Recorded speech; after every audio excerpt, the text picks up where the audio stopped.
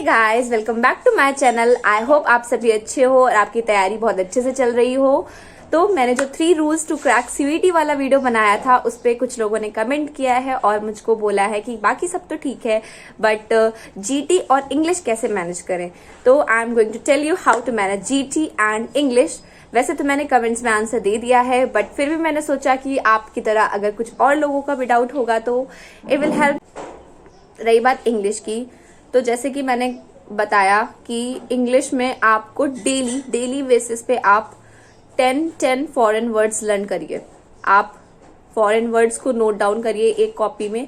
आप 10 foreign words, वही vocab में यही सब आता है, एंटोनिम सिनोनिम्स। जब तक आपको किसी चीज की मीनिंग नहीं पता होगी तो आप उसका सिनोनिम या एंटोनिम आंसर कैसे करेंगे।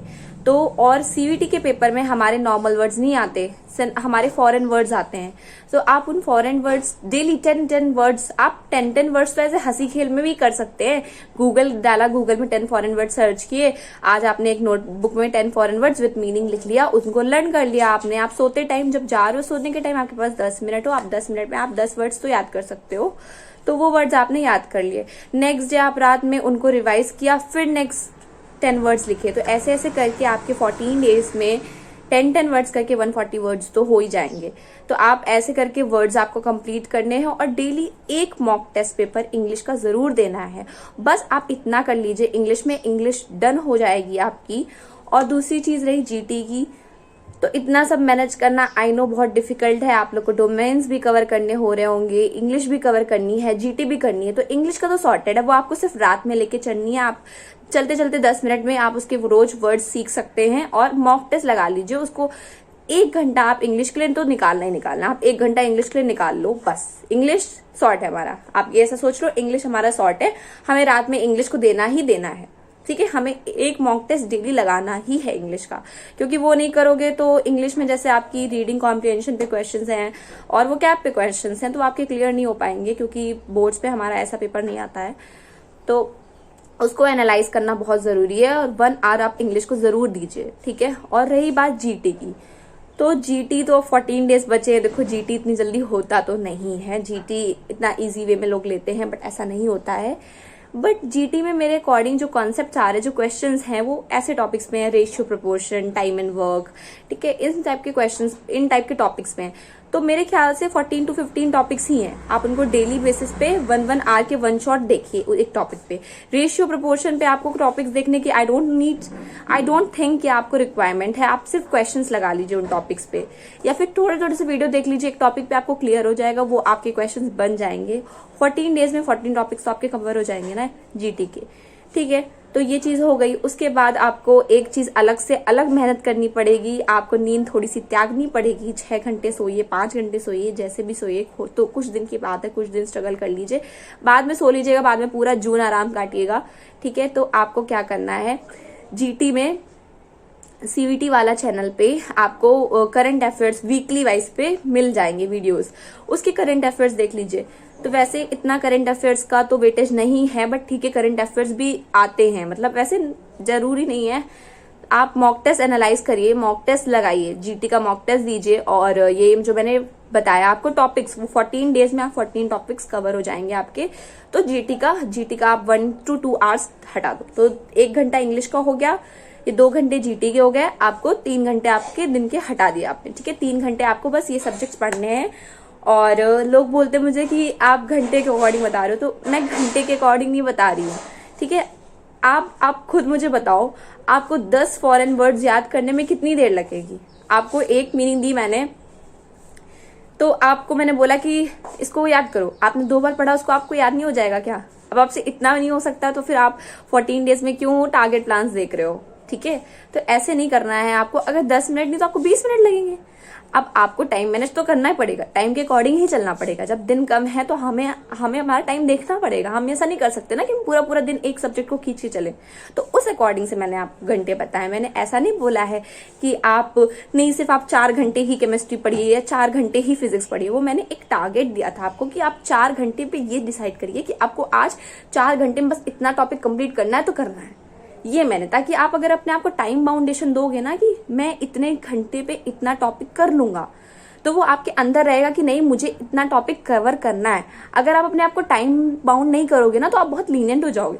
आप सोचोगे पूरा दिन पड़ा है, अभी कर लूंगा अभी कर लूंगा, तो इस वजह से वो मैंने 4 घंटे दिया। तो कुछ लोग जो मेरी बात को थोड़ा समझ नहीं पा रहे उनके लिए मैंने ये समझाना चाहती हूँ कि आपके ऊपर डिपेंड नहीं कर रहा वो। मैंने उस पर भी बोला था कि आपका अगर 2 घंटे में हो पा रहा है तो आप 2 घंटे में कर लो, आपका 3 घंटे में हो पा रहा है आप 3 घंटे में पढ़ लो, बट अपने आप को एक टाइम बाउंडेशन दो कि मुझे इतने टाइम तक इतना खत्म करना है, कैसे भी करना है वो मेरे ऊपर मुझे करना है। और टेंशन बिल्कुल मत लो, ठीक है। इंग्लिश और जीटी की टेंशन आप लोग जो इतनी ले रहे हो मत लो, इंग्लिश की तो बिल्कुल मत लो, ठीक है। जीटी की फिर भी मुझे समझ में आ रही है, बट इंग्लिश की आप टेंशन मत लो। आई नो इंग्लिश थोड़ा सा ऐसा नहीं है कि हम लोग बोर्ड्स में जैसे करके चले जाते थे तो वैसा हो जाएगा। तो मैं बता तो रही हूँ आप लोग को कि आप रोज 10 फॉरेन वर्ड्स याद करिए, और फॉरेन वर्ड से ही आपके सिनोनिम्स भी कवर हो जाएंगे, एंटोनिम्स कवर हो जाएंगे, उसमें मीनिंग्स आती हैं वो कवर हो जाएंगे, ये सारी चीजें कवर हो जाएंगे। आप एक मॉक टेस्ट डेली देंगे तो 14 दिन में कितने मॉक टेस्ट दे लिया आपने? 10 मॉक टेस्ट भी अगर आप दे लेंगे इंग्लिश के और उनको दोबारा से रिवाइज कर लेंगे, बस आपका काम खत्म, ठीक है। तो इंग्लिश के लिए आप इतना मत डरो, इंग्लिश में मॉक टेस्ट दो, फॉरेन वर्ड्स याद करो, बस हो गया। जीटी के लिए आप जीटी के मॉक टेस्ट दे दो। जीटी के जो मैंने 14 टॉपिक्स ऐसे जो भी टॉपिक्स बताए, जितने 14 डेज में आपके टॉपिक्स होते हैं, 1 डे पे एक दिन पे एक टॉपिक ले लो, जीटी खत्म कर दो। वीकली करंट अफेयर्स देखते जाओ, बस खत्म, ठीक है। तो जीटी और इंग्लिश आपका ये मैंने खत्म करवा दिया, इसमें आपको कोई टेंशन नहीं लेनी अब, ठीक है। ये करना है, करना पड़ेगा, देखो अब करना तो है ही। लास्ट डेज बचे हैं, लास्ट डेज पे इंसान रिविजन करता है। आपको मैं टारगेट दे रही हूँ, आपको मैं बोल रही हूँ कि अपने ऊपर इतना कॉन्फिडेंस तो रखो, इतना कॉन्फिडेंस रखो कि मुझे नहीं करना है, मैं कर लूंगा। क्योंकि कुछ बच्चे होते हैं ना लास्ट टाइम पढ़ के फोड़ देते हैं, ठीक है। तो लास्ट टाइम पढ़ो और ऐसा पढ़ो कि फोड़ दो। इसलिए आपको चाहे नींद थोड़ी सी त्यागनी पड़ जाए, वो करना पड़ेगा ना, फिर स्ट्रगल तो करनी पड़ता है लास्ट डेज पे। और मुझे किसी ने भी कमेंट किया, उन्होंने मुझे बोला है कि जैसे बोर्ड्स में हमारे बहुत से रिड्यूस चैप्टर मतलब चैप्टर रिड्यूस कर दिए गए थे, अभी वो चैप्टर्स भी इंक्लूडेड हैं, तो पहले वाला तो हो नहीं पा रहा है, हमें नया भी करना पड़ रहा है। केमिस्ट्री में मेनली बोला उन्होंने, तो केमिस्ट्री में जैसे आपका surface chemistry, solid state, P block elements, ठीक है, ये सारे चैप्टर्स जो थे आपके वो रिड्यूस थे। तो आप इनका आपका देखिए सरफेस केमिस्ट्री से एक क्वेश्चन मेनली 2022 और 23 का एनालिसिस बोलता है कि एक क्वेश्चन उससे आया है 5 मार्क्स का, ठीक है। तो surface chemistry mainly theory based chapter है, तो उस पे आप ऐसे कर सकते हो कि उसका आपको 1 शॉट वीडियो देखना पड़ेगा आपको, ठीक है। आप एनसीईआरटी की रीडिंग लगा लो, सिर्फ एनसीईआरटी की रीडिंग लगा लो। आप फोन में गूगल में जाओ, एनसीईआरटी का वो चैप्टर डाउनलोड कर लो और उसकी एक बार रीडिंग लगा लो। फिर आप वो जो सरफेस केमिस्ट्री है उसका मॉक टेस्ट दो, उसके 2-3 मॉक टेस्ट दे दो, आपका काम खत्म। 20-20 क्वेश्चन दे लो उसके, खत्म, बस 40 क्वेश्चन उससे कर लो, एनसीईआरटी रीडिंग लगा लो, खत्म। तो जो आपके 4-5 न्यू चैप्टर्स हैं, ये आप ऐसे 1 शॉट वीडियो देखकर उनके रिलेटेड क्वेश्चंस लगा के ही कंप्लीट करने पड़ेंगे आपको, ठीक है। आप फिर बाद में जो केमिस्ट्री के जो चैप्टर हैं, फिजिकल केमिस्ट्री हो गई और ऑर्गेनिक केमिस्ट्री हो गई, तो अब आप लोग इतने टाइम से तो पढ़ ही रहोगे ना, उनको तो बोर्ड्स में पढ़ ही रखा है, उनको तो रिवीजन ही करना है ना, तो उनका रिवीजन करते रहो। और मॉक टेस्ट मैं बार बार बोल रही हूँ, मॉक टेस्ट बहुत जरूरी है, लेकिन मेरा मतलब ये नहीं है कि सिर्फ आप मॉक टेस्ट दे दो, उसको एनालाइज मत करो, अपने ऊपर अप्लाई नहीं करो कि जो गलत हो रहा है उसको दोबारा पढ़ना है।